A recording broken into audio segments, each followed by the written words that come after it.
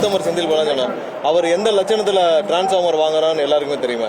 இவர் வாங்கின டிரான்ஸ்ஃபார்மருடைய தரம் என்ன, இவர் எந்த லட்சணத்தில் வாங்கின டிரான்ஸ்ஃபார்மர், 44,000 டிரான்ஸ்ஃபார்மர் வாங்கினதில் எவ்வளவு கோடி ஊழல் செய்யப்பட்டது, எவ்வளவு முறை அரசுக்கு இழப்பு ஏற்பட்டது, உயர்நீதிமன்றம் வரைக்கும் போய் உயர்நீதிமன்றம் எவ்வளவு கேள்விகள் கேட்டு எப்படி 35 கம்பெனி 25 கம்பெனி ஒரே இடத்துல ஒரே ஐபி அட்ரஸில் ஒரே டெண்டர் வேல்யூ எப்படி கோட் பண்ணாங்க, எப்படி 7 லட்ச ரூபா 8 லட்ச ரூபா மதிப்புள்ள டெண்டர்கள் 30, 40, 50% உயர்த்தப்பட்டு கோட் பண்ணப்பட்டுச்சு. எஸ்டிமேஷன் எப்படி இப்படி ஃபிக்ஸ் பண்ணீங்க, எப்படி பிரித்து கொடுத்து எல்லாம் கேவலமாக கேட்டிருக்காங்க. உயர்நீதிமன்றம் கேட்டிருக்கு.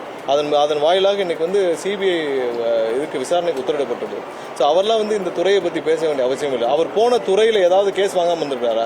இதுக்கு முன்னாடி போக்குவரத்து துறையில் இருந்தார்ல, போக்குவரத்து துறையில் இவ்வளோ பேருக்கு, அதாவது இன்னைக்கு எத்தனை ஆயிரக்கணக்கான பேருக்கிட்ட வேலை வாங்கி தருவதாக ஏமாற்றி வழக்குகள் இருக்கு. அந்த வழக்கை எவ்வளவு மோசமாக 4 வழக்கை 1 வழக்காக்கி எல்லா வழிகளையும் அதை அடைத்து ஏற்கனவே 2 வருஷம் சிறையில் இருந்து மீண்டும் அந்த வழக்கை நடைபெறாத வகையில் பல பெட்டிஷனை போட்டு இன்னமும் அதில் ஹேங் ஓவர் பண்ணிட்டு இருக்கிறாரு.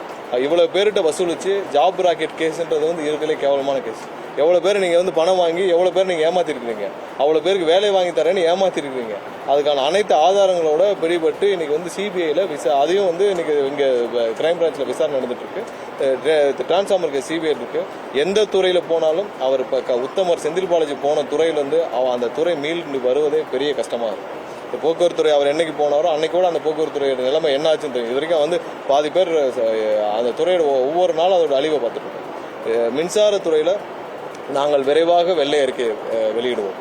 கடந்த 5 ஆண்டுகள் என்ன செய்யப்பட்டது, அதுக்கு முன்னாடி 10 ஆண்டுகள் என்ன செஞ்சாங்க, எவ்வளவு எக்யூப்மெண்ட்ஸ் ப்ரொக்யூர் பண்ணாங்க, அதுக்கு முன்னாடி எவ்வளோ ப்ரொக்யூர் பண்ணாங்க, எவ்வளோ சப்ஸ்டேஷன்ஸ் உருவாக்கப்பட்டுச்சு, அதுக்கு முன்னாடி எவ்வளோ சப்ஸ்டேஷன்ஸ் உருவாக்கியிருந்தாங்க, என்னென்ன வகையாக இவர்கள் இந்த துறையில் யாருக்கும் அரசுக்கு இழப்பு எந்தெந்த வகையில் ஏற்படுத்தினாங்க.